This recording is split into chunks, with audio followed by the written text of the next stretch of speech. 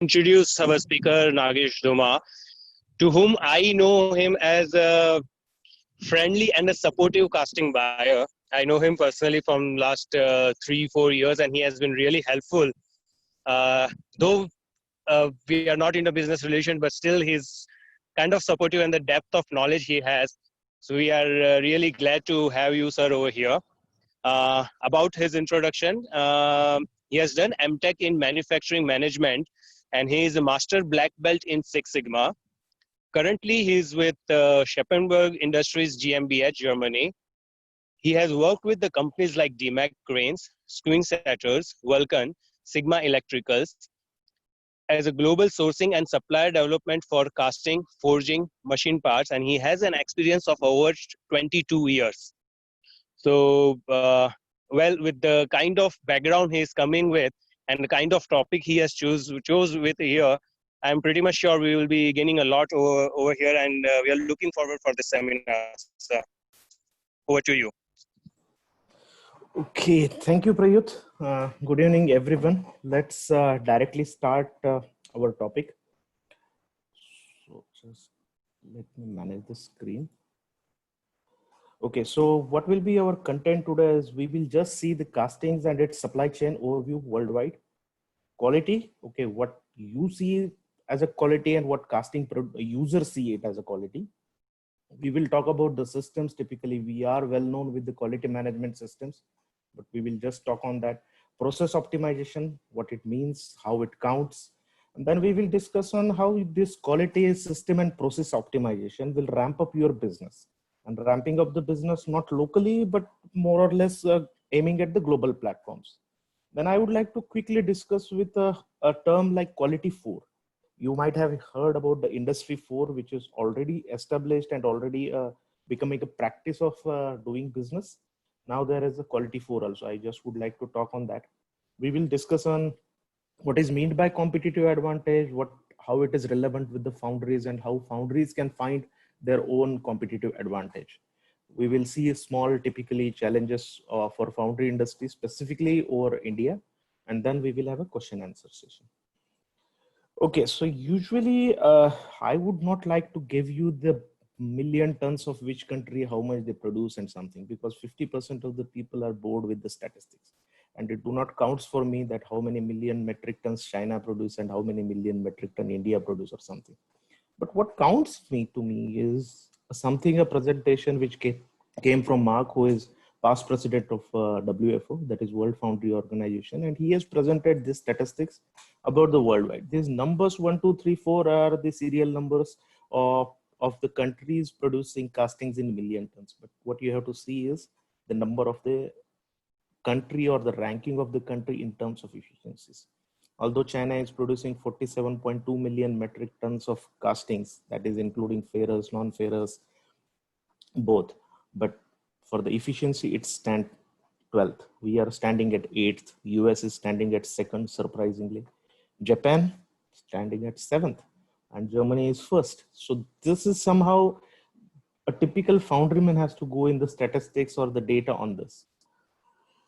Regarding the supply chain, nowadays the casting supply chain is a mixed matrix, to be honest. There is not a single country who can claimed as a producer and who can claimed as a user. You cannot say, okay, a Finland which is having just 8 or 9 foundries, odd foundries, you cannot say that it's only a consumer country. No, it's also a user country, a producer country. They also produce a lot of casting. We know Switzerland. Basically, Switzerland, they have also foundries. There are foundries present worldwide. There are casting user present worldwide. So if I map a supply chain, like who sells the casting to whom and how it is sold, it will be just like this, a complex matrix. And secondly, it's not a stable, means the business is not stable all over the world. Like it's not like that, okay, we were buying the castings from X region of the world. The OEM will continue to buy from the same region over the periods. No. Now, what matters more to the foundry is specifically some matrix based on these types of databases or these types of informations that foundry is finding its own strategy. Just like Ansoff matrix, we will see that how this market penetration, product development strategy can be used. As a simply, I will like to say you, there is a list of Fortune 500 companies. But for me, what matters more is how the companies from which I buy the shares or I hold the shares matters more. Same way for the foundries, the market which they are in, customers which they are in, that segment matters more. Now, coming back to the first segment of our discussion today is the quality. Yeah, you people already know the quality reduces the cost, it gains more customer, it increases the production speed, it increases employee morale. There can be thousands of benefits of quality that which already know. I would like to suppress you. What are the views of a producer in terms of a quality, and what are the views of the user? Usually, a producer should thinks that a product quality is a quality product is something which I can produce very smoothly. It is having a minimum scrap rate. Typically, foundry are concerned about their percentage rejection overall. It should accommodate my process variations. Okay, I cannot get a raw material which is consistent. I cannot get my metal temperature consistent. So that should accommodate somehow my process variation. I should have more degree of freedom even if something goes wrong. Okay, it should be accommodated to that, and it should not attract to a specific investment. These are the generic views of the foundry producer as a group. I am talking now. What user thinks a good product quality is, it should perform during the cycle of all stages of its life cycle. When I see a life cycle means, right, it starts from storage of the component. When the parts are reaching to the customer stage, they are storing it, they are assembling it, they are testing it, they are sending it to the fields, and the fields, they are having their own life cycle. So typically expectation comes that, okay, there is absolute no problem in any of these stages, neither in storage, neither in assembly and production, neither in field. Second intention or second view on that is how much information I have about this product. The more information I have about the product, the more quality product it is, because it's a more transparent features of the product. Third intention is always a typical expectations from the user is, it should have as minimum variation as possible within the batch. And specifically that's applied to the commodities like casting, forging, even paint, that they do not want, or user do not want to have a variation within the batch much more. Now, typically when we talk about the castings, what is claimed to be a good casting part is, these are some of the features which typically a casting has. It's a metal dimensions, surface finish, heat treatment, oblique properties. I take heat treatment when it comes to steel, internal soundness, fatigue, machining or post processes which have been done, and identification of the parts. So these are the, I say, 8 new dimensions of a casting quality. Now, what happens is, in our organizations, most of the time we have 3 layers. One is the layer which is more relevant to the management or which takes the business decisions. Second is the executive layer, which is more taking care of the systems and the resource management, the planning, everything. And third one is one who is executing the production or executing the task as per the resource and guideline given by the upper two. So what we will do is, I have mapped it like this. What I have done, I have taken every dimensions, like I have taken metal dimensions and all these features, and I have mapped 3 industries which we typically see as a casting, like a steel casting, iron casting, and non-ferrous. And then I am talking about what should be the role, what should be the contribution from the management or say departmental head or executives. Now coming to the first thing, metal. When I say steel casting, the role of the executive should be that the raw material which is provided to the melter should be a degree of quality which is required to the grade. We have seen in steel casting, it varies a lot. They require minimum percentage of phosphorus, sulfur. So raw material quality or alloy quality plays an important role. Secondly, you have to build an infrastructure which is able to measure and control the liquid metal. Third is, you can train and empower the melter to make the final call based on the required grade. This is typically a role of executives or management in metal related with steel casting. Now, when it comes to the iron casting, it becomes more critical. Usually these steel casting and ferrous castings have a benefit, or I can say a limitations, which is defined by the standard that, okay, this must be the carbon percent, this must be the chrome percentage, and like that. But iron casting, typically they do not come with any specific chemical limits or chemical specification. So it becomes more challenging to the foundries to specify or to define the standards for each grade. Then rest of the topics like it should have basic infrastructure to measure and control the temperature, like measurement tools, the calibrations and all. When it comes to the non-ferrous, yes, metal is again to be on a higher side. And basically what happens is non-ferrous nowadays is getting a more popularity. Iron business and steel business is somehow stagnant, but non-ferrous, that to aluminum and aluminum alloys, is becoming critical. The detection levels are not as easy as in steel. A general level of spectrometer, optical emission spectrometers can serve the purpose of steel and iron casting. But when you are producing critical non-ferrous materials, you should have a robust detection system. The future will be more complex. As I've said, what is happening is somehow non-ferrous is gaining a more business or more share of the cake because of more grades are added. So your detection system should be more robust and more critical. It becomes more critical. Now, when I see the dimensions, what typically counts for a dimension is the pattern tooling and management. Usually we see that, okay, foundries accept the wooden patterns for a smaller batch. But I have seen that wooden patterns are somehow not accepted nowadays from the pattern from the foundries from Turkey and mainly China. They are still forcing for aluminum patterns. Then add-on infrastructures like mixture, compaction table. These are some of the infrastructure which needs for steel casting producers to have a good dimensional control. Now, when I see steel, it varies. When I see steel investment casting, it's a die design, machine, the ejection system, still manual ejection, manual handling of the casting molds. It's not making sense when it comes to the investment casting. Measuring infrastructure. This is the role of the management I'm talking about. I would like to make it one more time clear. Now, when it comes to the iron casting, it's more complex because user expectations are on a higher side. When it comes to like a casting where a differential casing has been shown here, the user expectation is he should get the dimensional accuracy as good as from high pressure molding line. Same with the Joule squeeze molding line. So those types of expectation, making that clarity, sorry, with customer is a role of management. The technology variation is there because some people are producing it on high pressure molding line, some pressure people are producing it with Joule squeeze, some people are even producing with manual squeezing. So these types of technology limitations and variations, you have to clearly tell to the customer that, okay, I cannot get CT8 always. I will be okay with CT10 or CT9 only, just like that. Technology maintenance, yes, we have seen high pressure molding lines. When it comes to us, after 2-3 years, let's not discuss what happens to that. As this iron castings and iron casting producers in India are more affiliated towards automobile and general engineering, I would like to say that system of measurement in these industries has changed nowadays. You will not see more or less OEMs are using now a conventional measurement or even CMM measurement. Everyone is more or less now scanning the 3D, scanning your casting and sending you the initial inspection report or even your serial inspection reports. When it comes to the non-ferrous dimensional tolerances are critical.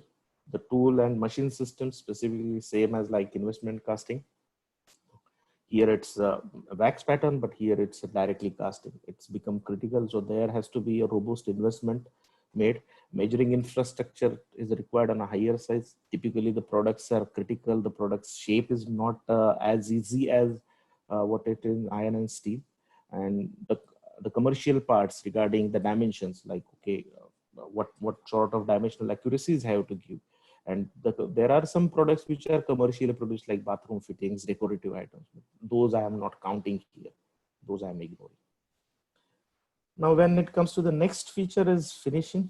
Yes, when it comes to the steel casting, its investment casting is definitely expected on higher side. And most of the time I have found that, yes, Indian foundries are delivering the expected surface finish. But when it comes to the sand casting, it's again on acceptable general level. The blasting equipment should be adequate to make the part blasting. What I have feel or what I have observed that one type of blasting is not usually sufficient to cover your entire product range. You need hanger type, you need table type, you need thumb blast. Those types of infrastructure you should provide. When it comes to iron casting, yes, this is the most discussed topic. What is the surface finish? What is the requirement? And as I have said, typically end user is expecting a lot without having an eye on technology, like from which manufacturing method you are producing the casting. He is not giving importance to that. What he wants is his surface finish, and he is most of the time comparing it the pool of the best supplier. Like if he having 4 or 5 suppliers, he will compare the best surface finish with the rest of all others. Non-ferrous, yes, casting expectations typically are on an extremely higher level. Some of the expectations are more than investment casting itself. The tool and the post-production plays a very critical role on that. Metal temperatures, die cooling, release agent systems, these are the some of the infrastructures where you have to invest to get a good finish in non-ferrous. I am mostly talking on gravity die casting and die casting systems. Now, when it comes to heat treatment, steel plays the critical role because the infrastructure which usually the foundries are having covers 1 or 2 heat treatment processes. It usually covers water quenching in our area or in Indian atmosphere. People do not have all types of heat treatment furnaces, so they go for outsourcing process. It's not wrong to go outsource. It's definitely acceptable by every industry, but what happens is the sub-supplier relationship management and process development had to be aligned. And this is the role of typically the executives. The team for the heat treatment, yes, when you have a critical castings, critical performance parameters, your team should be well known that how, which heat treatment process has to be carried, what should be the measurement, properties measured, how it should be measured. When it comes to iron casting, very special grades like ADI only are allowed to be heat treated, and usually heat treatment is used to make a salvaging, and there should be a tracking of that. That is what is only expected here. Non-ferrous, yes, when it comes to the heat treatment, it is, to be honest, more critical than steel. What happens is specific aluminum alloys, when it comes to the specific alloy manufacturer, they give their own heat treatment cycle and own properties. These properties most of the time are given to customers, so you have to follow their heat treatment cycles, and it's a bit higher area to invest if you want to go for higher grades and cream products in this range. Control and knowledge pool buildup is, as I have said, that every product, every alloy has a different heat treatment cycle, different behavior. So the knowledge pool for the product behavior under heat treatment is a must here. When it comes to soundness, steel casting, I will recommend that every steel casting manufacturer should have internal inspection facilities for non-destructive testing. Yes, all cannot have radiography, but at least UT and MPT are recommended. Customer agreement is specifically what region, what level. It's not like overall you need level 2, overall you need level 1. It's not like that. You have to have a proper agreement with the customers. The repair systems, definitely it should be agreed with the customer. And this repair system, consumables and testing, because we have seen the major blunder or major mistakes happen in the steel casting because of the consumables and because of the repair, that it was done repair and the repair was not checked again, so crack started from there. Sometimes of these things happens. In iron casting, yes, soundness is mainly a customer agreement. The testing facility is more or less outsourced. Some foundries, they have ultrasonic testing. In India, some foundries, they are also investing now online x-rays and all. Team training is much more important, that how to read, how to interpret the reports from the external laboratories, how to interpret the requirement itself. Non-ferrous, yes. What I have seen is more or less all the modern foundries in Germany and Turkey, they have online testing facilities. Whenever the part is fettled and come out, it is 100% tested online. So these types of infrastructure we have to compete. As I have said, the team development for non-destructive testing is much more important, and customer is giving knowledge and agreements we have to make with the customer for non-destructive testing. Fettling, yes, in steel casting, somehow fettling needs higher infrastructure. You cannot remove the gates and the feeders as easily as you can remove in iron casting. So the infrastructural levels are on a higher level. Secondly, what you have to consider is the proper flow of the fettling. Like, okay, you make the fettling, then heat treatment, then non-destructive testing, again fettling, something like this. This is a critical role of executive or a shop floor manager or a plant head, to be honest, I will say. Space and safety aspect for sure. Fettling, yes, in iron casting, what has to be fettled and what not. We have seen that most of the time we are demanding or customers are demanding that it should be fettled as if it is all parts are aesthetic. But sometimes people are leaving the pads, leaving the ingots as it is when it comes to the overseas buyers. Fettling efforts and end application, like what type of efforts you are putting in a part. If the part is, if the part is non-aesthetic, if the part is going to machine, is it really required to fettle it as smooth as a visual part? Safety for sure, it's important. In non-ferrous, I would recommend that people should think on automation of the fettling. It's a great way to save the cost. And post-fettling operations like vibro, when it comes to the smaller parts, that should be invested. Safety definitely is there. Machining processes, machining gives a great value addition for all casting, that's for sure. But specifically in steel casting, it requires a lot because of the repair and salvaging possibility is very high in steel. So strategic partnerships has to be built. Iron casting, yes, it's same like castings and more beneficial if assemblies are made. Like if you are making this differential casing, the assemblies of the subparts, bearings, it makes more value addition. If you are making pulleys, just supplying pulleys will not help. Pulleys, making machining, assembling it with the bearing will make more value addition. Addition to steel and iron casting, I would like to just say here in non-ferrous castings is final coatings, because most of the time these parts are ready to use, leak test and all these post type of processes can be added and can be thought of. Identification, yes, most of the time this steel castings have to be identified in two ways. That is a cast heat identification and integration of a heat treatment batch or heat treatment supplier identification system. That has to be taken care by executives. Iron casting, yes, keeping the identification on the same route throughout the process. When we have seen, when we have high production molding lines which are producing 80, 90 or 150 plus molds per hour, in between the hour or in between the production loop, it's not so easy to give the identification. Non-ferrous, it's a die design facility, like what type of quick heat code changing system, and it should be backed up with the contracts. Like, okay, I will make the identification only on 5,000 components or 1,000 components, because in between that I cannot make something like these types of contracts has to make.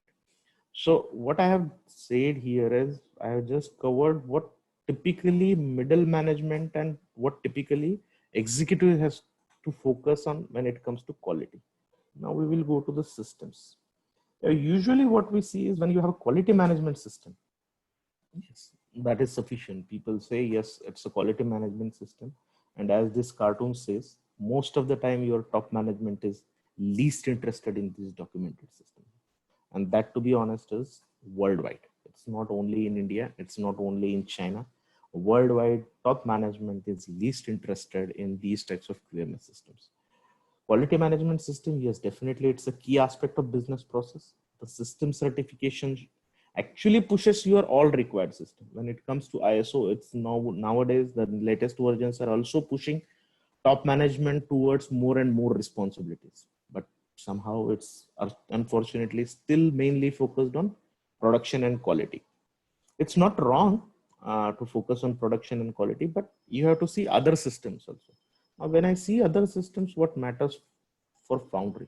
Manufacturing, definitely we have seen the QMS takes care more of that. Only the concern is it live or you make the documentation only at the type of audit? That is somehow you have to self-check. Now, when I say for foundries, the customer handling systems, customer analysis system. Now, let's talk a little bit on this customer analysis system. See, all of you run the foundries, all of you have a customer base. You know most of the customer base, what they produce, how they produce. But analysis of them, like what is their sales pattern, when they order more, when they order less, what are their sale region, because your end customer is also somehow selling to somebody. So what are the factors on which your end customer's sale is dependent? Those types of analysis helps you to align your strategies for the customer. So there should be somehow a management or mapping system for the customer. And it can be done very easily. I will tell you in the next. Most important for what we are doing business is cash flow and profitability accounting. And this, to be honest, most of the foundries that to medium and small scale industries are missing for sure. Team, your performance management systems for people, and skill development system. Don't map the skill development only for ISO record. Okay, there is a small matrix and everyone is showing okay. It's not like that. It will not benefit. Data management nowadays it is becoming more and more critical, and day by day this topic will become more critical for founders, that your data protection, the communication of your all product performance data, because you have seen earlier your customers were having access to the limited process data. Now fortunately or unfortunately, you can take it both sides, that your customers are having more foundry experts than your people are having. So they would like to know, okay, what was the melting temperature? What was the pouring temperature? How many boxes you have poured? What is the pouring time? All these types. What is the heat treatment cycle? What was the soaking time?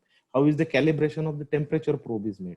So these types of focuses, which is given by your end customer on your processes and your data, makes this data management a bit important nowadays. Now, we have seen that, okay, these are required. Now, somebody will ask me, okay, how I should start?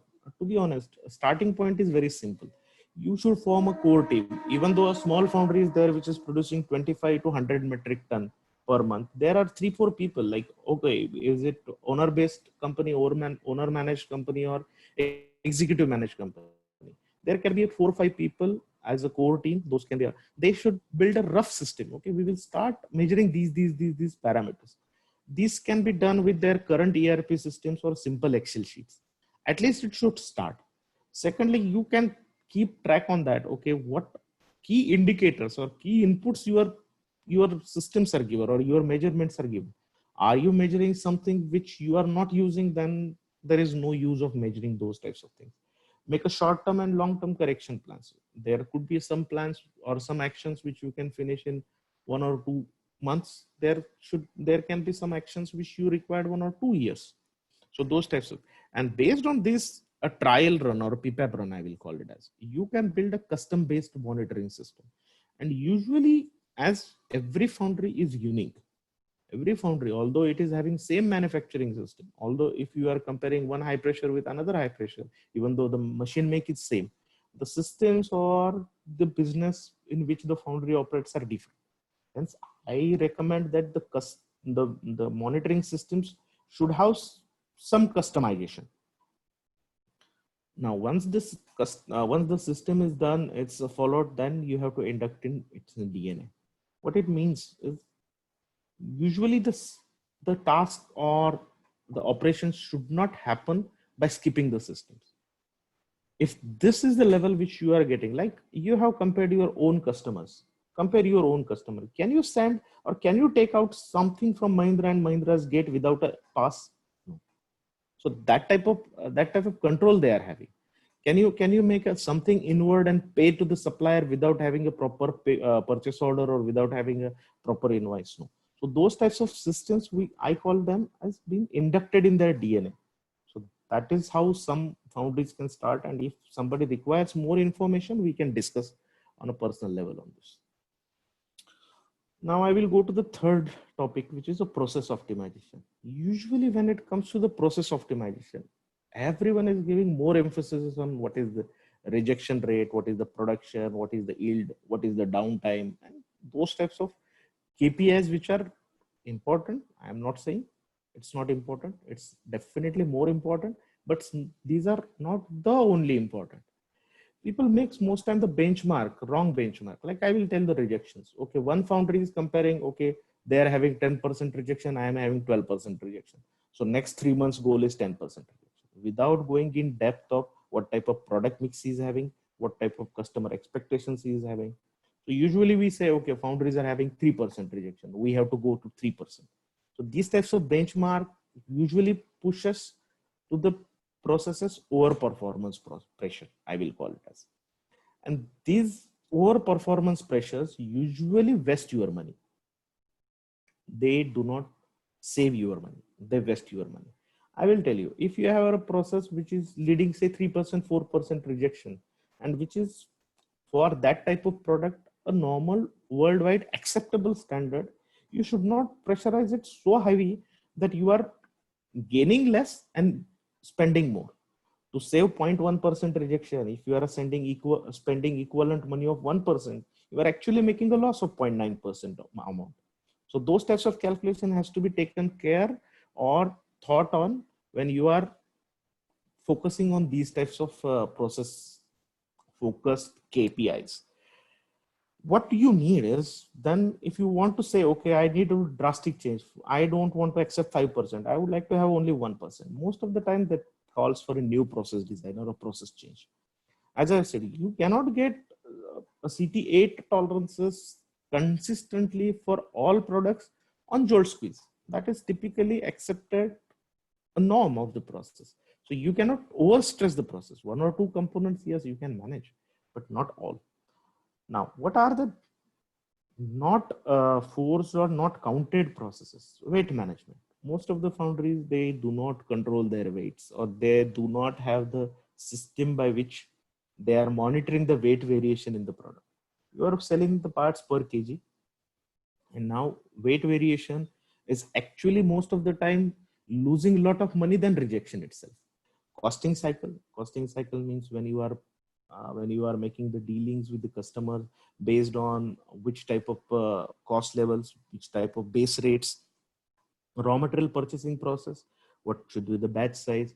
See, I would like to tell you, as your buyers or your end customers are considering you as a supplier and using all the tools and techniques to control your cost and quality, why you cannot push to your raw material suppliers for same processes? Most of the foundries are doing this, but not all. Cash flow processes, to be honest, ignored or managed by only one or two people.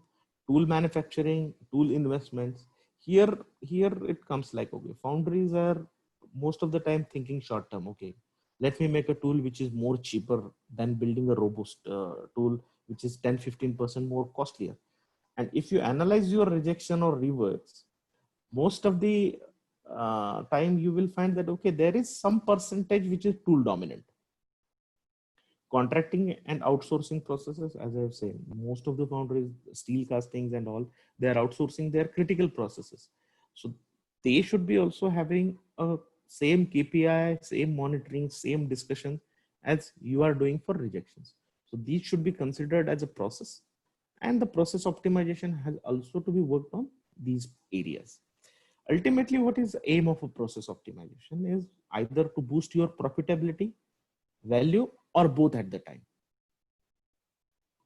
Now, what I would like to highlight in the process optimization here is benchmarking. First wrong thing we are doing is most of the time we are comparing apple with orange. As I have said, like one technology is always compared with the other technology, or one type of a product range is compared with the other product range. That is a wrong practice. Secondly, do not benchmark for the sake of numbers. Okay, he is having 5% rejection, I am having 4.2% rejection. That's it. The same data I am keeping on for 3 months. It will not help. Inherent capabilities. Do not stress inherent capabilities of a processor equipment. When you are having jolt squeeze line, please tell to your customer very openly, I will be able to meet these dimensions only. If you are not having enough experience for soluble core in investment casting, please tell very openly to them. If you are not able to meet high or very high purity of sulfur in your steel casting, please tell your customer very openly that this is my process and it has some capability, and these are my limits in which I can play. Commercials, yes, the process improvement has to be accepted on commercial ground. Usually people makes, okay, penny wise pound fool. You are saving 0.1% rejection. To save that, you are putting more efforts on that, then it doesn't make count. Then it doesn't count, to be honest. This is devil's advocate term. Devil's advocate, you might be knowing that it is something like when Pope is getting selected, there is one agent who is advocating that why he should not be selected as Pope. So once somebody is making a big change or big process change, there should be one of the team member who is opposing that. and opposing not on a personal level, opposing based on facts and figures. So what happens is you are seeing both sides of the coin. So there should be a devil's advocate. I will recommend this. Documented, yes. Process optimizations, we have seen, okay, he has changed the gating system. How he has calculated? Oh, it is based on his experience. Okay. He has finalized the heat treatment cycle. How he has finalized? Okay, based on his experience. So what happens is the documentation remains on a lesser level, and then a skill based development happens or optimization happens. And we should not promote these types of optimizations or these types of benefits, these types of development. When I say skill focus, means earlier you were requiring, okay, even though your non-skilled labor is there, he was able to make that process. If you put something like, okay, now I need only high skilled labor, then to be honest, stop, think whether it is really process optimization or not. So these 6 things you should consider for every process optimization. Now coming to the main question or main topic of discussion, that how these quality system and process optimization ramps up your business. Now, when it comes to the business ramp up or growth of any business, not only Foundry, I prefer to use this simple matrix. See, there are products, your existing products, and there are some new products, and there are markets in which you are currently existing, and there are new markets. When you go with your existing products to your existing market, that is called as a market penetration strategy. Means what? You are producing for automobile, you are going to a second automobile company. That is a penetration. You are producing for wall, you are going for a second wall. That is a penetration. Now, when we say, okay, say same products or existing products, but new market. Now, when it comes to the Foundry, I will say not products, but process. With the same existing process of, say, no-bake or investment casting or die casting or gravity die casting or say high pressure molding line, you are going to the new market. You were in automobile, now you are going in valve, or you are going in hydraulics. You are going to the crane manufacturers. That is what is called as a market development strategy. When you have existing market but go for a new product, like you are in automobile, now you are producing casting, okay, you would like to go for bearings, or you are currently producing investment casting, you would like to go for iron castings. Those types of strategies are called as a product development strategy. Now when there is a new market and new product, it's a complete diversification strategy. Like foundries are forming, say, textile industries, or it's completely diversification of the main business. What we will focus mainly on market penetration first. Now, when it comes to the market penetration, it's the most easiest way to grow the business. But when the way is easy, the challenges are more. What are the demands when you go for the market penetration? Typically, people will ask you price reduction. They will ask you lead time reduction. Then the supply chain, if there is there, okay, I was ordering 5,000 numbers per month. No, I will now order 2,500 numbers twice a month. Those types of negotiation power your customer, who is your existing customer or existing market, is having, those that will be put on you. Now, how your position can be empowered here? Like when you have a strong commercial control on your process, your systems, and your quality, those are giving you inputs. Okay, how much my wastage has been reduced, how much my material yield has increased, how much my productivity has increased, and based on that, it is very easy for you to make a call or make a decision. Okay, I will give you this discount, but I will gain the product, I will gain the business, and my growth started. The risk here is you cannot go back. Once you give the price reduction, once you agree to the reduced lead time, once you agree to the optimize the supply chain solutions, even though your performance deteriorates, you cannot go back. That is the risk. It's a very easy to grow here, but comes with the risk of pressure on your margins and pressure on your performance. Now, what I say is market development strategy. Second is which helps quality system and process optimization. When we talk on these three things, how it helps you to penetrate new markets. Market will not trust you directly. First of all, like I will say to you, if a company which is producing only valves, if it comes to us, we are not directly trusting them. Okay, but we will see how much is their performance, how is their infrastructure. We will have a lot of audits. We will have some specific demands, like, okay, we will we will have a cost demand, we will have some system demand, but still it's open market. How foundries can leverage it? They have better processes, systems, and quality performance. So that can give a direct evidence like, okay, although I am in wall or although I am in automobile, these are my performance level. So I can easily perform on a similar level in your industry also. All risks can be calculated based on that, these types of data. Like when you know, okay, what is your performance level of your processes, it's very easy for you to calculate the risk associated with that. A new market usually takes ramp up time, and this helps foundry to stabilize. So these are the two strategies, or these are the two ways in which, if these three systems are robust, you can ramp up the business. Now we will talk a little bit on quality 4. I would like to say industry 4 is already there. You agree it or you deny it. Your customers will definitely force you some systems out of these industry 4. As we have seen, when we have started in automobile industries, all the systems which automobile OEM starts, after some time, those are also pushed to their suppliers. You cannot run away to that. It's the question of time, sometime, but the whole casting industry will be pushed later or sooner. Now, I will say quality 4 is already on board. Here is, I would like to show you a status, which is a quality survey conducted by Boston Consulting Group, ASQ, and Germany Institution of Quality. This is Deutsche Gesellschaft für Qualität. These three organizations, they have made a survey. Now, if you see how many companies have completed quality 4, there is 0%. This was taken 1 or 2 years back. 16% industry have already implemented quality 4. 20% of them are planning to implement, and there is no decision or no plan from 63. But if you see the Europe, mainly predominantly Germany, the implementation rate is already on 21%. And in US, it's 6%. And say whatever you want, Europe and US is a major market for Indian foundries. Now, what turns it? When these 21% or even 10% industries are there, these industries are basically the industries which are the leaders or frontliners. Once these frontliners declares, okay, I saved 2% with quality 4. If this just simple statement from their CFO during their annual board meeting comes out, everyone goes crazy and everyone starts looking for quality 4. So what exactly means quality 4? There is a summary from industry 1 to industry 4. I have just zoomed industry 4 and quality 4. Now industry 4, you know, let's check what is quality 4. Quality 4 is basically digitalization. Digitalization, optimize the signal feedback, process adjustment, whatever we discussed last, those are there.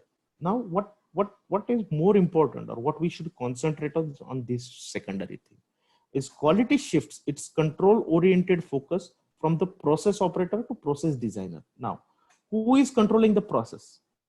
Mainly in foundry, the process is controlled by the people who are performing the process. Like, who is controlling the temperature? The melter and the melting team is controlling the temperature. Or who is controlling the molding parameters? Usually the molder and the sand maker is controlling the parameters. The shift will happen to the process designer. The one who maps, who designs the process, he will be responsible for its control. So this will be a big change. And this is what is more focused towards the foundry industry, or quality 4 related with the foundry. Just quickly look at what quality 4 is there. We can talk a lot on this, to be honest. But first, there are some ingredients of quality 4. Artificial intelligence, more or less, we know it's a computer vision, language processing, it's having big data. Already industries are dealing, and foundries also having a lot of data, a lot of management will come from that. Blockchain, it's know the transparencies of the account transactions and information flow. Deep learning is again correcting image classifications, complex pattern recognition, time series forecasting. These types of systems are more relevant to foundry industries. Enabling technologies, affordable sensors, actuators, cloud computing. This is already now more or less, I can say, reality in foundry. That nowadays more sensors, actuators are already there. IoT platform is already there. IVP is there. Machine learning, text analysis, recommended systems like machine learning is not only from computer side, but also from manufacturing side. We were saying that, okay, the variations in the casting has to be adjusted. No, the machines will start identifying the casting and adjusting by their own. Data science, this is particularly bringing historical data from making predictions and all. But to be honest, I will not go in detail for this data science right now. So that was a short introduction of quality 4. I'm so sorry. I take it very quick. Now I will focus on competitive advantage. What means by competitive advantage? Competitive advantage is something which puts you ahead of your competitors. There are only two ways of doing this. Either you do it at cost or differentiation. This is reality or naked truth of the market, that either you give a cost competitiveness or you give something different which other are not able to give. I have posted some castings here. Now if you see, I need these types of two casting, one is iron and one is steel.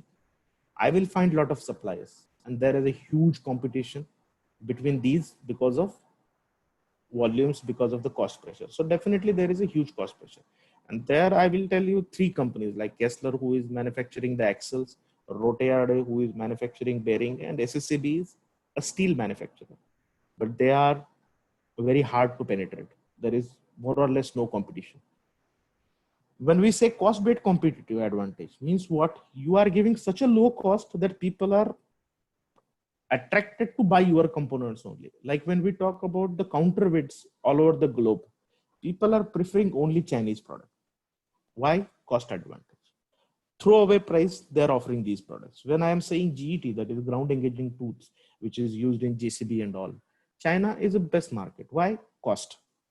Now differentiation is something which is giving specific, which is giving specialization, which nobody other can give. Here, Europeans are more aggressive. Europeans are more acting on differentiation. That they are producing something which nobody other can produce. So when it comes to the cost competitiveness, cost-based competitive advantage, and when differentiation better, let's check some of the parameters. When you are focusing on cost growth, like, okay, I am a foundry, I will focus on my current product. I will bring the cost so down that nobody will be able to match that. For that, what you need? Extremely efficient processes, huge cost control systems. Then you start controlling a penny or a paisa of every your costing system. People, they always aim at the efficiencies, and diversification is very easy between the customer because of open market. Now you are selling this part to X company, you can sell to Y company very easily. When you come to differentiation based, when you come to the specialization, you need extreme capable processes, huge technology control you need. People or your team, they are aiming at value addition. They are not aiming at just efficient process. They are aiming at the value addition. Now, differentiation or diversification between the industries depend on which product you select. If you select only hydraulic housings, diversification is quite easy. But if you select, okay, I will make critical defense based investment castings, then the diversification will be a bit harder. We will see typical challenges for foundry industry, and I'm mainly focusing only on India. Like technology, our old strength, which was we say we low manpower cost. Sorry, I forgot to type cost here. Is no more strength. Technology, manufacturing technology, the efficiency of manufacturing technology has made our strength weaken day by day. Now, even though per man hour the costs are higher in Turkey or in even in China, the cost per man hour are higher than us, but the end product comes with a very less cost because of production rates. Skilled manpower, yes, that is also a recent more problem. Like we have seen the migration of the people, its availability and retention. And manpower management tool in foundry industries are weak. If I compare only Pune or only location, particular location, and if I compare two industries, like if I compare OEM based or machine shop or a system oriented company and a foundry, the manpower management, the way in which the people are treated is having a huge difference. Slowly it is improving, but that remains a challenge still. Consolidation, yes, typically foundries copy. He put a one line, I will put the same line. He is going to X customer, I will go to the same customer. So the customer is getting the power of your competition. Foundries are no more direct suppliers to OEM. in India, if you see, the direct relationship between the OEMs and foundries is very less. Foundries are producing casting, supplying to somebody. He is doing some validation, supplying to somebody, and that somehow keeps the keeps a lot of pressure on foundry, specifically in case of margins. Finance, yes, rate of interest. Our rate of interest are usually high. Trust in our financial systems. Like when you go for the loans, it's not very easy to get loans from the bank. Nowadays, still, it's much more better, I will say. Partnerships, to be honest, Indian scenario, the partnerships do not really work well. Sorry for this statement, but this is based on my somehow 18, 20 years experience in the industry. And these are not long term. Supply chain efficiency, let's you know the challenge, and let's not demotivate ourselves. I have not mentioned this, but you might have understood with this logo itself, corruption is still a bigger challenge. Say whatever it's still pulling the founder industry back in India. So to boost you up, we are casting since 6,000 years. Indians, they were knowing lost wax process 6,000 years back. You cannot control the external environment. You cannot control the customer expectation. These will change, and these will definitely be thrown in the market day by day. You can control growth by your only response time to the external environment, your planning and tracking for the growth, your technological factor controlling and monitoring, and your non-technological factor control and monitoring. This is what you can do. You cannot control these two things. So that somehow I come to the end of the session. So thank you, and now we can start question and answers. Thank you, Nagesh, for your nice presentation. Anybody have question? Meantime, I am just launching the poll. Kindly give your feedback about the today's webinar, the content, the knowledge you got. And meantime, anybody have question? Kindly raise your hand so that we have kept more time this time for question and answers. Yes, correct. So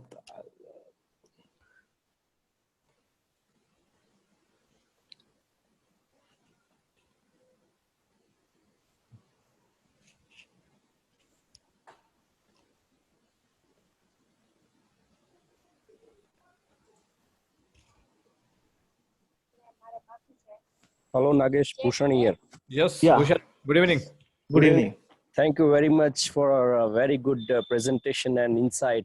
I mean, all of them I'm here from Foundry, but it's always amazing to hear from you and your experience. Coming to the point, what you are referring to, this specifically, which little bit I know and always love to learn from you as well. Coming to this quality 4.0 and in area, I mean, yes, US, Europe, and the analysis you have shown is very relevant. What are the challenges do you see in India specifically, and is it comparable the way they are able to implement those areas in Europe and US? When we say in India, the challenges say our processes are not stable, or our processes are not always same. Our material is always not same. So does this factors plays a role to implement quality 4.0 or industry 4.0 in India? Yeah, for sure. Okay. Now let's talk a bit on Indian foundry industry, how it is distributed. See, always there are some leaders. If you take steel, if you take iron, if you take non-ferrous. Now I am not differentiating these three. Foundry industry in India, it's, as I have said, it's also export focused foundry industries. There are many good foundries in India who are supplying worldwide, who are supplying to critical applications. So what will happen? This industry 4 will be definitely coming to them. Now, you know more better that Bosch has already launched industry 4 in their Bangalore factory. So whoever are supplying to Bosch, you will see in coming days, industry 4 is implemented in those foundries. Now, when we talk this, to get to the bottom line, or to get a medium based or medium scale foundries who are producing mainly 100 or 200 metric ton or 500 ton metric ton, that will take time. But surely the big foundries, the big player will be forced or will be adapted to this technology. This is one. So it will be implemented in India also. Now, secondly, when it comes to the question that whether we are capable to adopt it, I would like to answer your question in another way around. We are the most needed people of quality food. Why?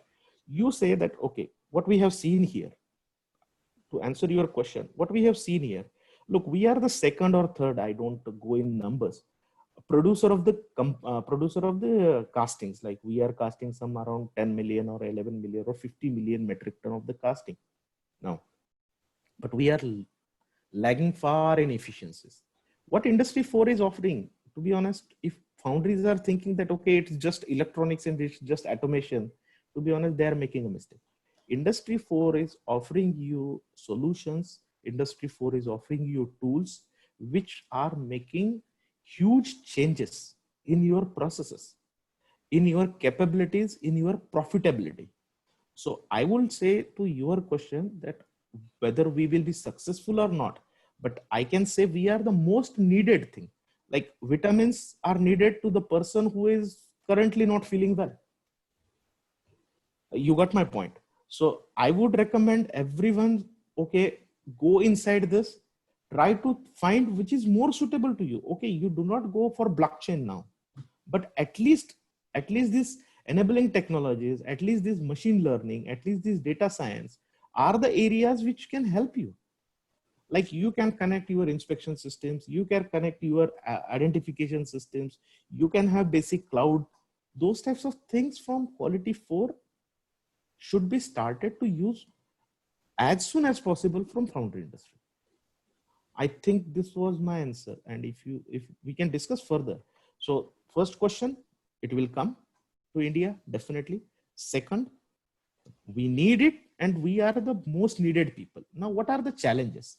The challenges are investments. And typically people are very weak in taking the investment decisions. People see the cost first and long-term benefit, long-term standing in the market, people do not see. I will give you an example, simple examples like, okay, people were not even ready to invest in spectrometers. People were not ready to invest in systems like weighing bridge. But now they are doing it because market is forcing them. So somehow it depends. Are you frontliner? If you are a frontliner, you will gain the benefit. If you are the follower, you will get less benefit. So the decision has to be made by the foundry owner. Hello. Yes. Bhushan? Bhushan? Oh, he's there or he left? Yeah, he is there. I think he's unmuted himself. Maybe. Yeah, Bhushan. Yeah, I was not able to unmute. Yes, Nagesh, thanks very much. Yes, that is what I would like to hear from you, and your answer is addressing exactly what I would like to hear in that case. So that's helpful. Yeah. Okay, anybody have a question?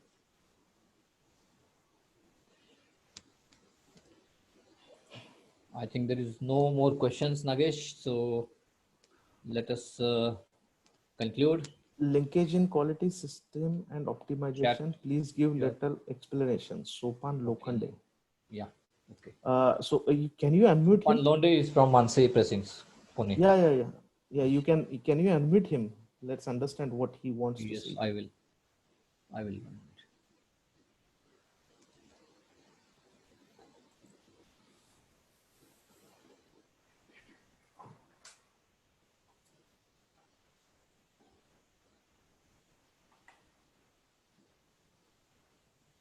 Hello. Yes, sir. Good Hello. evening. Sir, good evening, sir. Good evening. Good evening. This is Sopan Londe, sir, from Pune. Yeah. Sir, just give a little bit explanation about how quality system and process optimization is linkage with each other to ramp up the business. Yeah, this is what I have explained. See, when you are having a ramp up, what is ramp up? Ramp up is yeah, exactly. You are growing your business. Now, how you can grow the businesses? We have shown a simple matrix. Like you entered in you have some product or process. There is some existing product. There is some existing market. When you want your business to grow in the same quadrant, you call it as a market penetration. Okay. when you are having a new product and when you would like to penetrate in the existing market, this is a product development strategy. So we discussed two strategies. Now, being a foundry or being a casting manufacturer, you can penetrate to the existing market. Like I gave example, like if you are producing a cylinder block, you can go to a next manufacturer of cylinder block offering him the same solution. So existing product, existing market. Now, how this quality system and process optimization helps you? When you are going to the same customer or when you are going to the same market, what people are expecting? Typically, people are expecting from you quality product is by default. Quality and all. See, giving a quality product nowadays, nobody is. How much? Okay, if you are selling a product, tell me how much is a bonus or how much is add-on your customer is giving you for a quality product. It is not more than 2-3%. First of all, he will ask for a price reduction. He will say, okay, typically I will tell you what happens. Typically he will say, nahi, we have 50% share business. If you want to go to 75, I have to convince the management, you have to come down to the price level. So first he cuts your prices. Secondly, he will cut the lead times. He will say, okay, no, you are giving me 60 days. After 60 days parts, I would like to have it in 45 days. So these types of commercial cuts he will make in this segment. Now, how you can counter that is if your quality, if your system and if your process optimizations are in the right way, you know how much you are saving year on year by that. Don't disclose it to customer, but you know, okay, I have optimized my raw material uses. My raw material wastages last year were 2%. This year it is 1%. So I have saved 1% on that. How much I can give to the customer? Okay, if he is asking for 0.1%, can I give to him or not? So these types of, I can say, pros and cons you can calculate by your own. But Nagesh, I have just one thing to add here. As you rightly say, we have to optimize our process and save the money. And we don't have to disclose it to the customer. But unfortunately, what is happening in OEMs particularly, OEMs are giving so many reports, so many audits, so many formats. They try to get each and everything which we are doing. Basically, they are asking us to make continuous improvement projects. Come on, you are, yeah, that's why. Due to that, we are not able to hide much from them. In fact, we have to show them, so we are doing something on their product, on the reducing the cost, reducing the rejection, optimizing the process. Very good, very good. Let me ask you. This is mainly done by automobile. Yeah. Sir, customer are asking to maintain transparency. You know, I am acting on a both way. I have sold castings, I have purchased the castings. So, so now, don't tell me that you are giving everything transparent. And Okay. Yeah, it's open. See, it's a fair deal, to be honest. It's like a process optimizations, benefit sharing.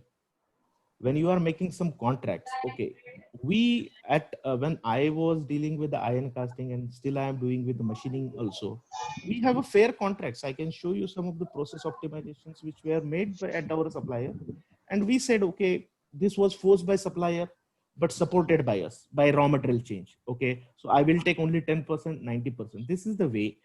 But usually, as you said, most of the time what happens is your process data is used against you by the customer. So that is increasing your customer power. Now, I will tell you why he is able to do that. Because he know that he is having major share of business at your place. So I am saying that this market penetration is very easy. This market has penetrated, like I was having 100 metric ton. I have added 50 metric ton without doing any marketing efforts.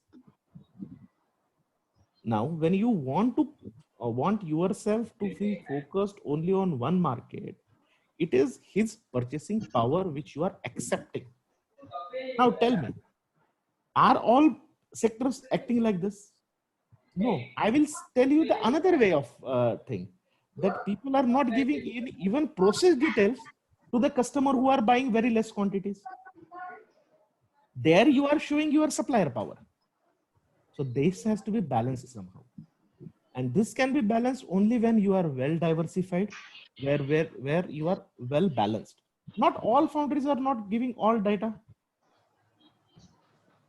Your customer is focusing when he sees, okay, XYZ foundry, I am the 60% shareholder, I am the 60% consumer of these products. How he will behave? Tell me. How he will behave? He will dominate, to be honest. Okay. Am I right? Yes, sir.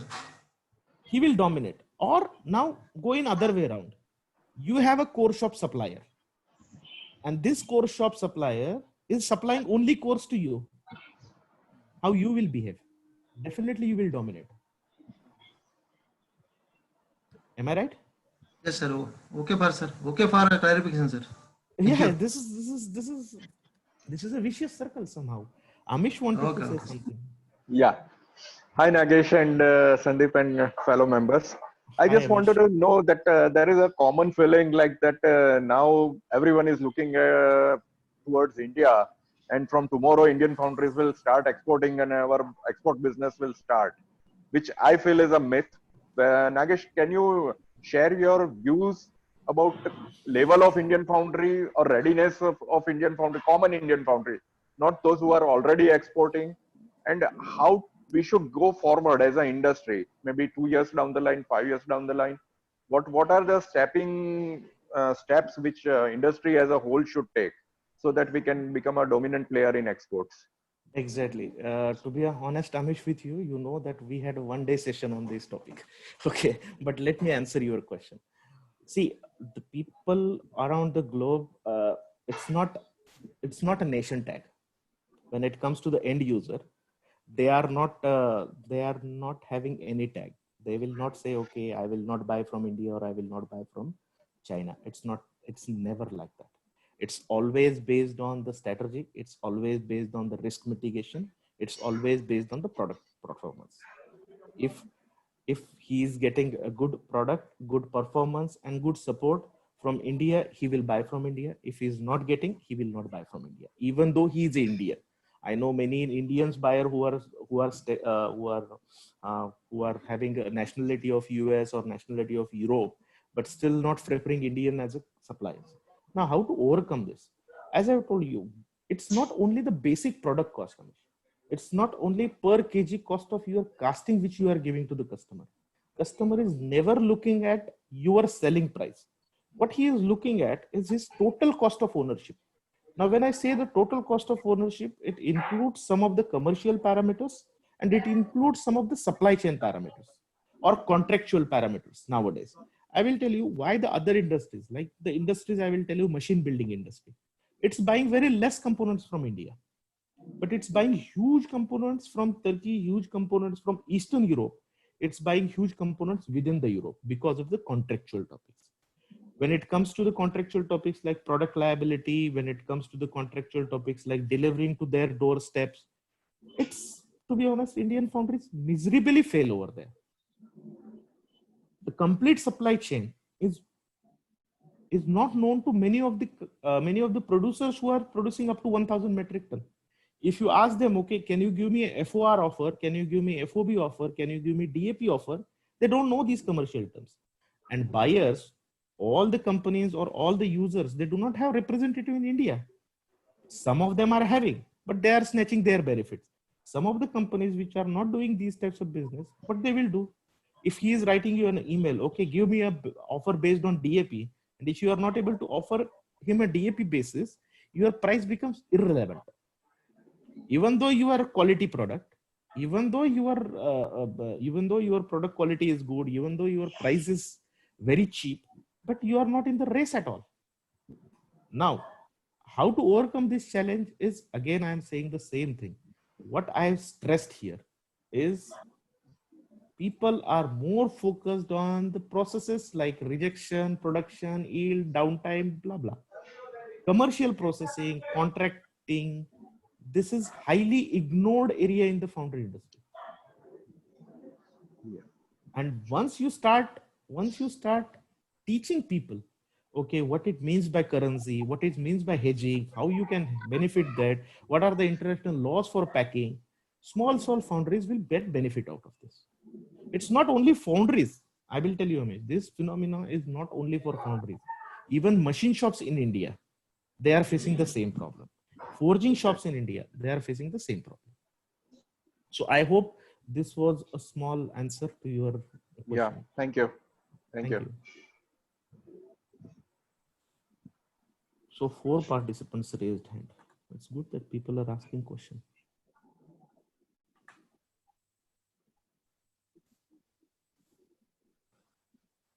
Sandeep?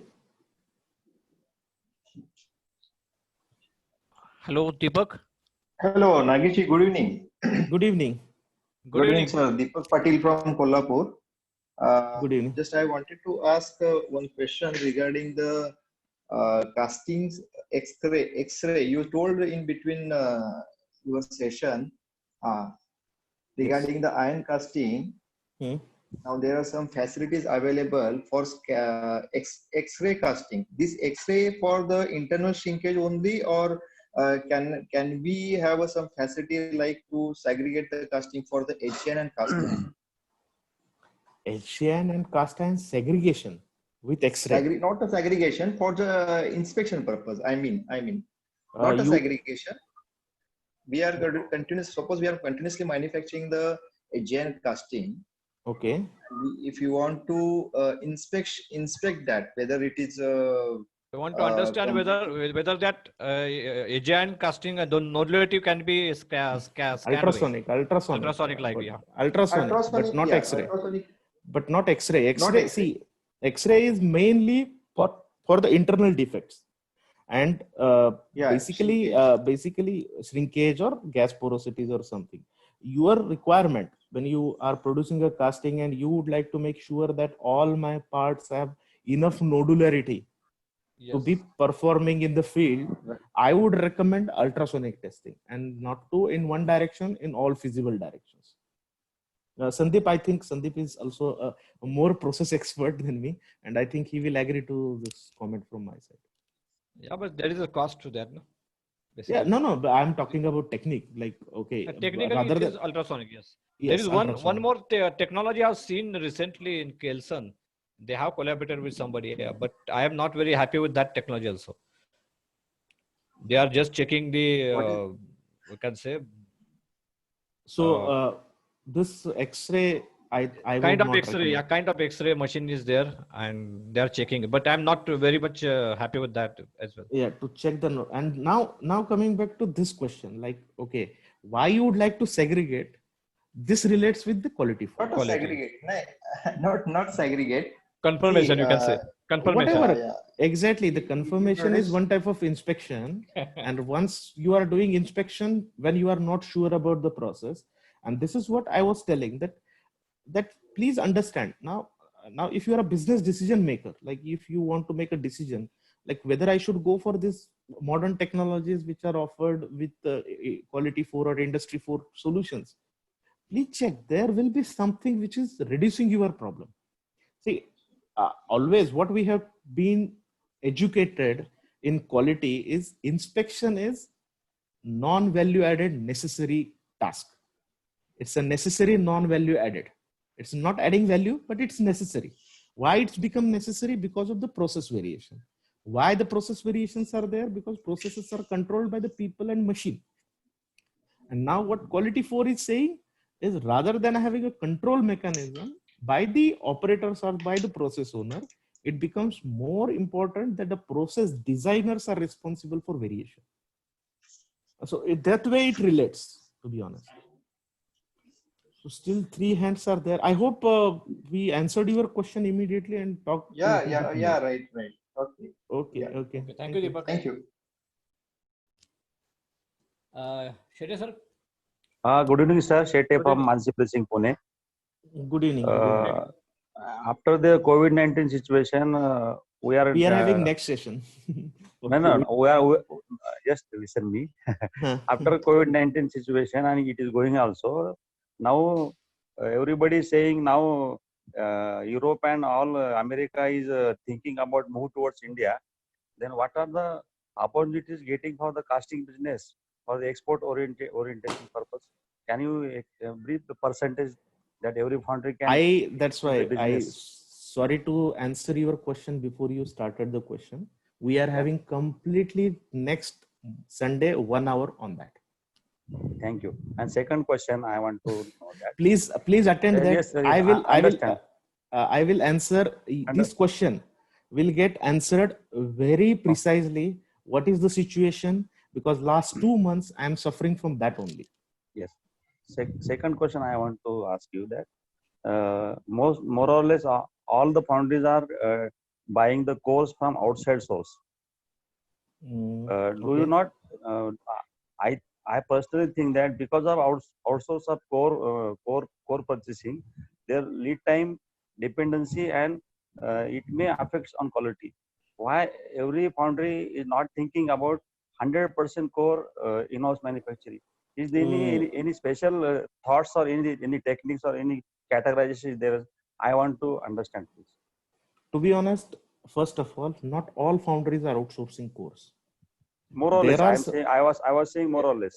Yeah, exactly. To be honest, that is another again sector dependent. Now, if you go to the Kolhapur segment, it's a normal practice. But when you go to this, we are facing because we are 90%. Exactly.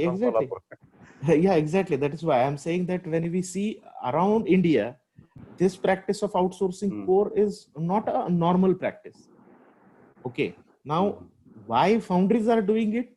It's because of mainly the commercial aspects. The commercial aspects is like this. If they are outsourcing the core per kg cost is on a lower level. To save that cost, they are making this. But if you go to the regions like Rajkot, or if you go to even south side, even you come to Pune, outsourcing is very limited. Now, when you see the lead time is affected due to the core outsourcing, if your lead time is affected due to core outsourcing, if you are a casting user, I will simply recommend that push your supplier to keep a safety stock. Because you already explained that everybody is focusing on quality and production. No one is focusing on financial upper things. Yeah. These are also matters for the costing.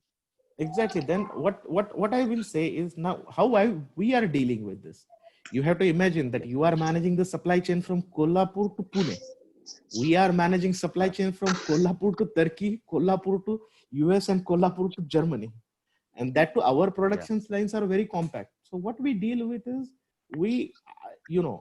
it's like always matching the commercials. If foundry is not able to maintain the safety stock, if foundry is not able to keep the stock because of their commercial pressure, you as a customer, you can think of, okay, I am saving 2 rupees from Kolhapur. Let's be very open. If I am saving 2 rupees per kg from buying to Kolhapur, and if I keep a safety stock, and if I lose 50 paisa on that, still at the end of the day, I am saving 1.5 rupees. Sometimes it is not always saving every money on one side will have huge problems.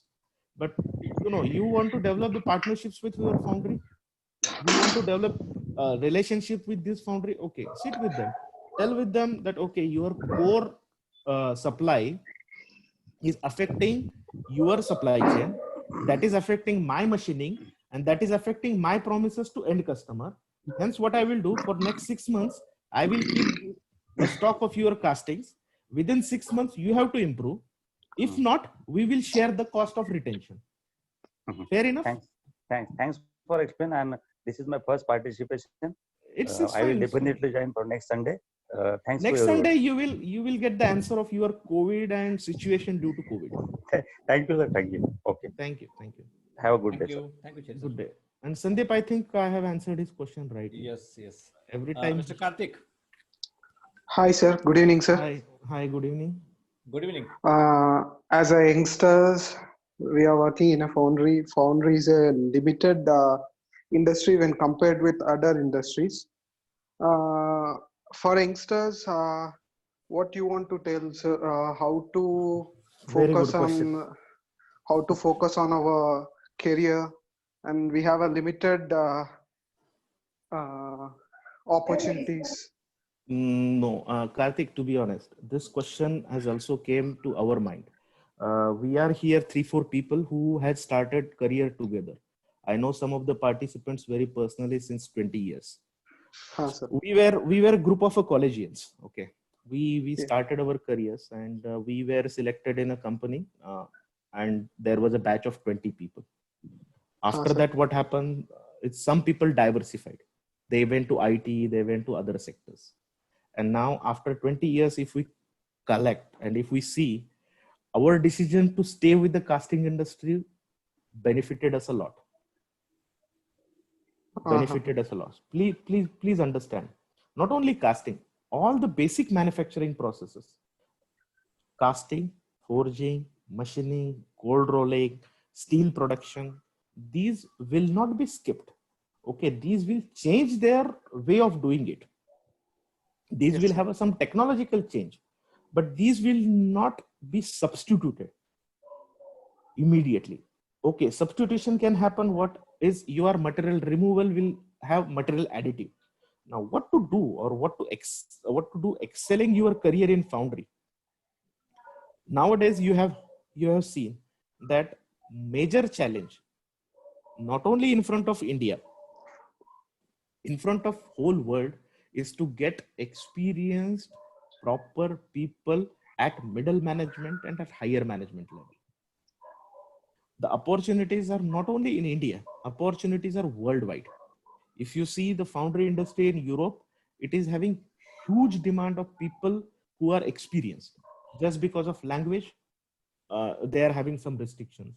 So I can assure you that if you stay in foundry industries, and if you compare your peers or your colleagues who are not in foundry industries, after 5 years, your career will be completely at a different level.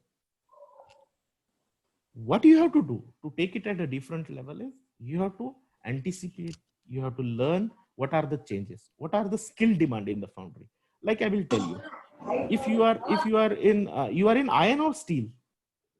I've worked in steel foundry for 5 years, and now I'm working in iron industries. Okay, so now when you have this combined experience, it is making you more valuable. Now, when you are in iron, when you are in steel, please try to get more and more knowledge about maximum processes available. You have to be keeping updated with the industry, what is happening in the industry, what are the new demands, how you can implement that. So these types of things will keep you ahead of your colleagues, or your, I can say that more or less the competitors in your career level. Okay, sir. Thank you, sir. Yeah. So all the best. Nagesh, I would like to add a couple of things here. Yeah, for sure. Yeah. As Nagesh rightly say, you have to focus on process control and systems. These are the two pillars you can able to build up your career. These are the two pillars you have to follow: process control as well as systems, because you have to be system oriented. If you are system oriented, definitely you will get better benefits than others. If you're not system oriented, you will just go by, we can say, just he was telling, Nagesh was telling, it is done by experience or it is done by like this. You have to go with a proper system and proper process control. Step by step learning, step by step working will help you. And more importantly, whenever we are working in a melting shop or your molding shop, just do not focus on one area. Try to get acquiring knowledge all over, even costing, management, everything, so that you will understand the things and able to coordinate in a proper sequence, and that will help you. This is Sure, what sir. I'm saying is from my experience. Yeah. Sure, sir. Sure. Thank you. Thank you. I've except metallurgy, I've worked in all the sectors. I'm a NDT level 2. I've worked exactly as I've said, having a person with steel and iron knowledge is very rare. Yes. Sir. And as your rareness increases, your value increases. Okay, sir. Thank you. Thank you. Nagesh, You have one more question, I think. Bhushan again. Just again, not related to COVID, But comparing every time when we say China foundry size is very big, everybody knows that. But when it comes to, I believe China is also, let's say, human driven. Like we have huge pollution population, they also a big population. So coming to that, where are the way you see India could, let's say, grab those area to compete with China, where we are lacking? Because always the theory is given that China government is putting lots of money, which we are not, our government is not putting. So how much is truth there, and how much India can compete with the point of view of quality matching with China, where we are not, if not up to the mark?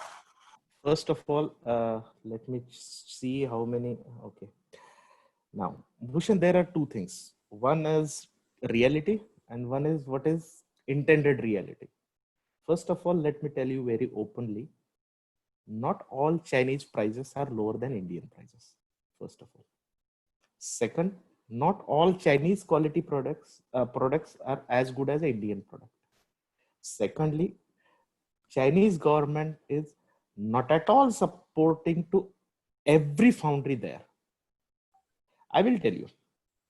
Now, look, I have some around roughly 16, 17 suppliers in China, and these are having a manufacturing setups wherein people are like having all the processes in house. Like they have investment casting in house. There are no big vacuum, high pressure molding line, investment casting, all 5-6 people, all 5-6 processes together. Even if you have to make a shop floor round, it will take 2 hours, 3 hours to you.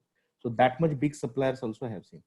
You have to understand how the business in China operates for a foundries or how a casting industry. When I take it majorly, not the foundries are exporting. Okay, first of all, Chinese foundries are not exporting directly. It's very hard in China to get export license. Chinese foundries are selling to somebody who is called as export house. Now, why Chinese are winning the contracts? It's not with the basic price. If you compare 10 cases, because I am doing day in, day out cost comparison. If you compare 10 practical cases of a cost from China and cost from India, 8 times what I have found is per kg basic cost of casting is a higher side. Please understand, per kg basic cost of casting is on a higher side. What makes product attractive then? The product is attractive because of value additions, because of the next processes, because of the commercial terms. I will tell you, Bhushan, I will put you in front of one case. Like you are buying 1 metric ton casting per month and you are buying 10,000 metric ton casting per month. Both the cases are there. In first case, where your buying volume is low, you will not think of even a difference of 3 to 5%. Am I right? Hello? Hello? Bhushan muted, I think. Yeah, he is muted. Yeah. Okay. So when your buying volume is less. Yes, I can follow you, Nagesh. Please Yeah, continue. yeah. So I was telling you, imagine two cases when you are buying 1 metric ton per month and you are buying 1,000 metric ton. Now, when you are buying 1 metric ton per month as an OEM or as an end buyer, you will not even think of 3 to 5% gap in between your two suppliers. You will think of more ease of buying that. Am I right? When you are buying 1,000 metric ton, definitely you will even think of a gap of 0.2%. That is a different way. Most of the Chinese foundries, they are winning the contracts in other than automotive industries based on the ease of doing business. Ease of doing business, I will tell you how. What trend I have seen in last 5 years.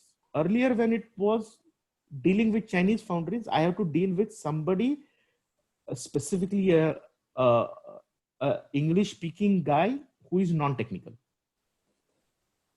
Okay. You have to deal with him only. Now what has happened is everywhere in the world, they have set up their own sales companies. That means you will find 2-3, like I was telling last time also, like you will find a small Chinese company, which is a GmbH or private limited, which is having a home office, which is located in Stuttgart or which is located in Düsseldorf or somewhere there. And from there, they are monitoring every corner of Europe for their business. These guys, they can speak fluent local language. So the communication barrier they removed. They have their own vendor management inventory. They have their warehouses, and from there they manage. So these ease of buying what they offer to the buyer makes them attractive. Most of the cases. Now, when it comes to the cheaper production, please don't underestimate. It is same like in India. In India also, there are many foundries who are highly automated, who are producing more than 100 molds per hour with high efficiency. And we are also having foundries which are producing completely manual process. So this variation is everywhere. It's not only in India, it's not only in China. The same variation is also in Russia. Same variation is also in Turkey. So that type of customer is different. So putting a tag on them that, okay, they are cheap just because of their government. No, government is supporting, but not to the foundries. Understand? When there is an intermediate person, all the support from the government goes to that intermediate person. Coming back to the next question, corruption levels are on equal level. I will say more higher. If you visit to a Chinese supplier as a buyer, in the evening, you will be able to meet the mayor of the city, the judge of the city, all the government officials of the city. So somehow it's a mirror on the other side of the world. Hello. Yeah. Continue, Nagesh. Yeah. So it's nothing, Continue, Nagesh. nothing given by external environment. So your question like, okay, the China material was cheap, labor was cheap, or government is giving support. It's not like that. Thanks, Nagesh. I was hearing this theory many a times, and I know you are the right person. People are telling you the story. This question, even though I'm not in directly foundry, but I would like to know the facts and reason behind that. I know you are the right guy, so I asked this. Yeah, there are right guys, but are they giving you the right information? Yes, that's why I asked you, and I wanted. That is $1 million question. That there are right guys. People are buying. Many people are buying parts around the world, but are they giving you this information? Yeah. As I've said, and that's why my relationship. It's very useful. What you said is very, very. And first time I come to know that okay, the way of the operating is and the value addition chain. What you highlighted is very, very important, and I agree with you that my experience in foundries. I mean, I'm not exporting or anything, but the value added chain and the handling the customer requirement that give it at my location, not just to FOB or otherwise. Those things are, I think, very, very relevant. What you highlighted today, very important. To be honest, we are concentrating on wrong enemy. We should not concentrate on China. We should more concentrate on Eastern Europe, Turkey, Brazil, and Southeast Asian countries. These are the main, how I can say, the main areas which are taking out our business. It's not China. China was always there, and China is somehow now stagnant. Chinese production of iron is somehow stagnant because the world demand of iron is somehow stagnant. If you see the statistics of how many million metric tons casting blah blah produced, just keep watch on non-ferrous development. It's developing exponentially.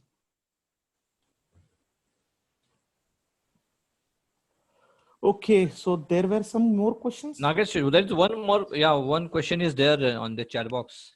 What is your view on vacuum process?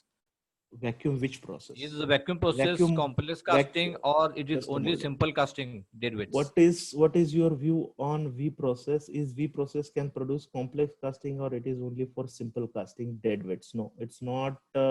It's not only for dead weights. And I think he is asking for vacuum process for iron casting because vacuum process is also there for investment casting. Yeah. Karthik, is it for iron or steel? Vacuum molding you are asking, am I right? Not vacuum melting or vacuum pouring. Dead weights. Yeah, it's if it is dead weight, he's asking for mainly for molding, iron molding. No, it's not like that. It's not only for dead weights, to be honest.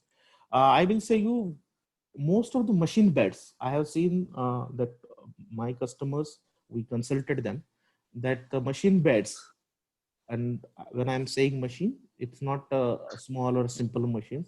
It's basically Deckel Maho or IDEX, these types of machines, which are precise requirement of the casting itself. Those are produced by V process.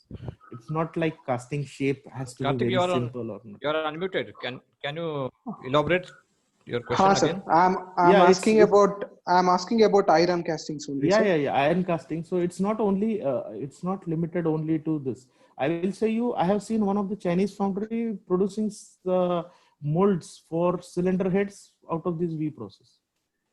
A cylinder block. Sorry. I mean to say that only for limited shapes or complex shapes can we make a complex shape of castings in V process? What is meant by a complex shape? Like you are saying cylinder head.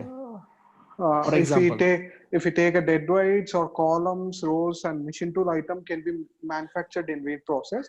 That is for sure. Also, the gearbox. What about housings, gearbox housing? Yeah, that is what gearbox housings they are manufacturing, transmission housings. It depends on what type of setup you apply.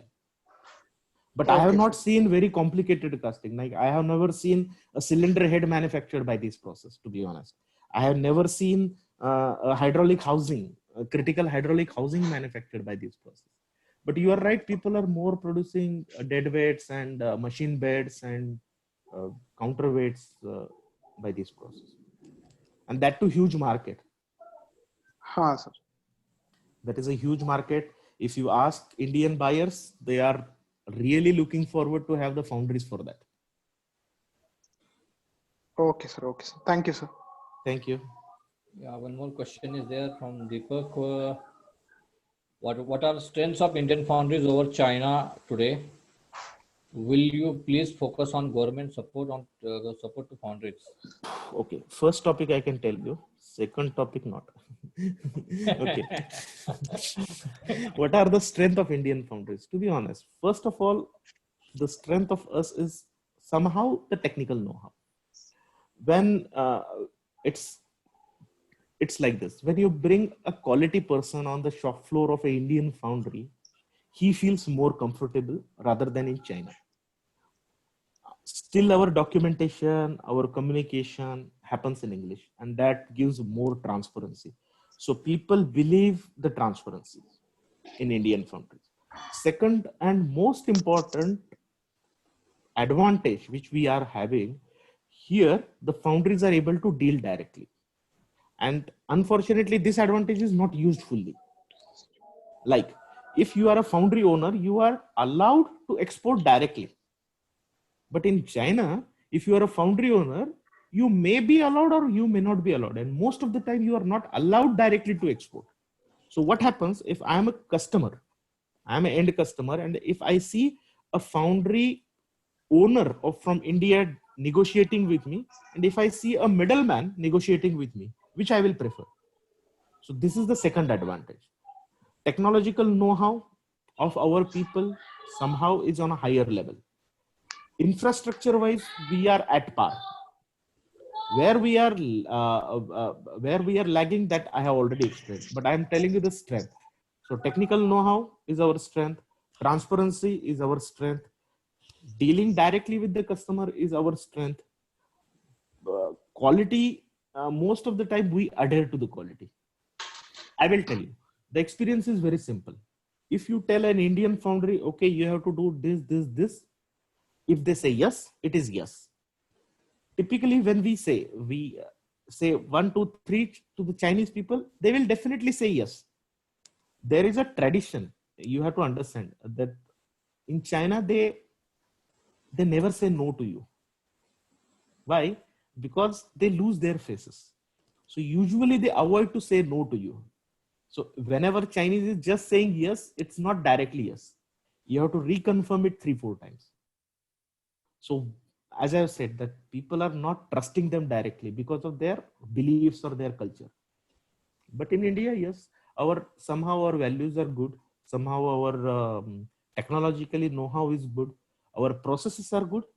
Our infrastructure in the foundry is equally good. Our infrastructure outside the factory, to be honest, it's not at all matching with China.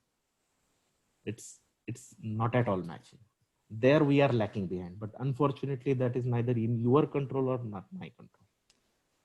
Now coming back to what support government is giving to foundries, to be honest, I am not the right guy to answer this question. Maybe we can unmute him, and what he wanted to know from this. Government support to foundries means what? Nageshi, what I want to ask, because as you said correctly, all the technical part and all the trust-wise part, we are much ahead of Chinese foundries, but we are Yes. lagging behind the extended support, means like to the terms and condition, means we are just want to sell the casting at our end, means Yeah, X. but yes. But Okay. but further, because either we are lagging to export the casting because of the only we don't know the commercial terms, because we are not interested or no, because we are afraid something, because of the some policies of the government, we are not going ahead because of the No, big I will. debit Yes, notes, yes. big debit notes from customers. Yes. Now I will tell you. First of all, your growth in export is not at all locked by government. Okay. Yeah. Okay. It's not locked. That government is not saying to you do only these types of transactions. No. Government is more or less very open, and government is doing what at least it is not stopping you from doing business in any part of world. Now, okay, there are some systems, like, okay, there are some regulatory systems, and for sure those are equally in China. It's not like that, okay, they are not allowing you transfer of money without invoices and all those things, which is required for national safety, I believe, and that is, I agree to that. There is no problem with that. Now, when you say that why foundries are lagging, I will tell you, most of the foundries, they don't even try to understand this part.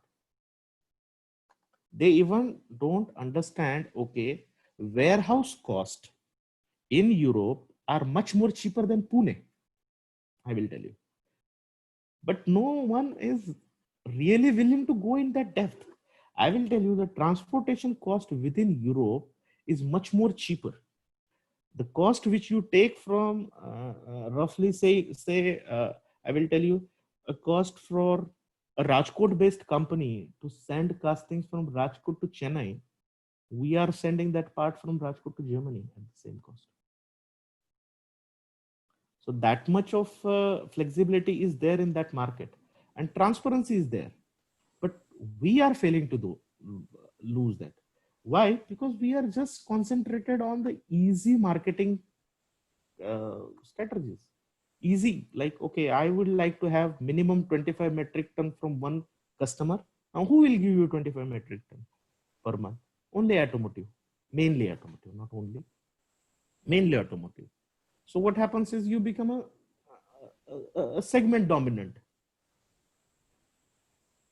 I don't think that government is blocking that, to be honest.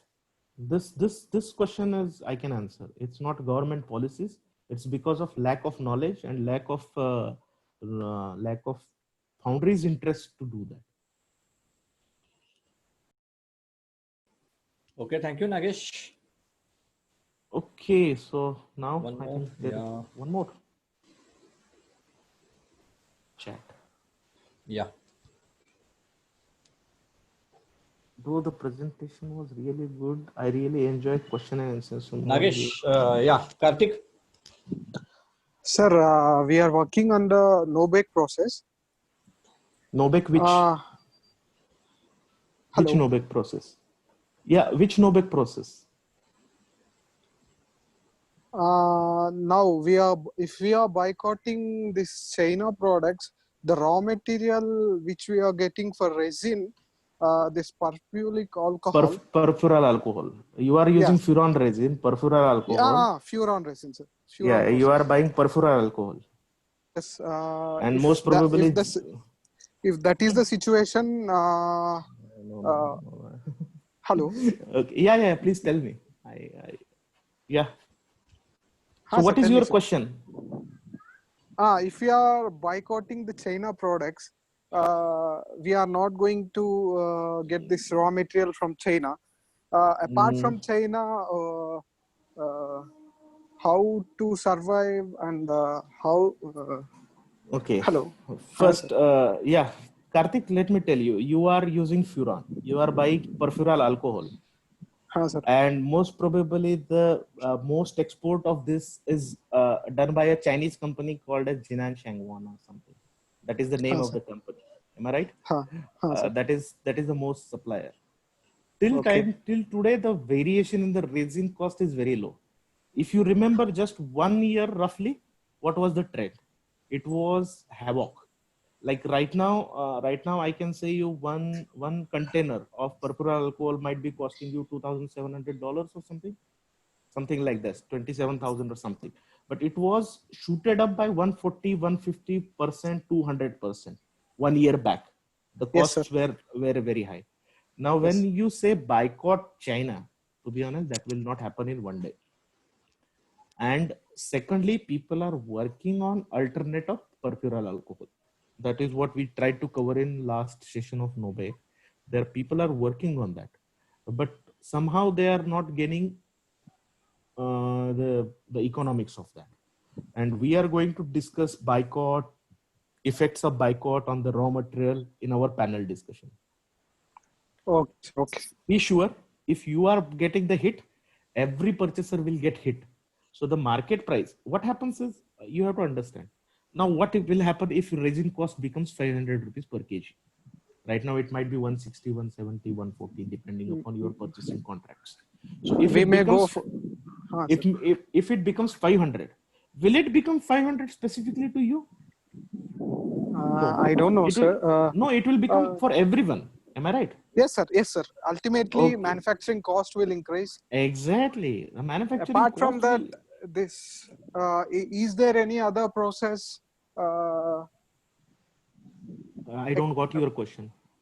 Apart from the furan process, is there any other process? Yeah, there are other switch? processes. There are alpha set processes there. There is. But it is for steel, right, sir? No. Alpha set process. People are using it for steel dominantly, but also it's okay for non-ferrous and iron. But again, I'm saying your question regarding whether the boycott China will affect to that. I don't think so.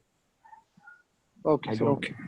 I think Karthik, your most of the questions will get the answer in his last webinar.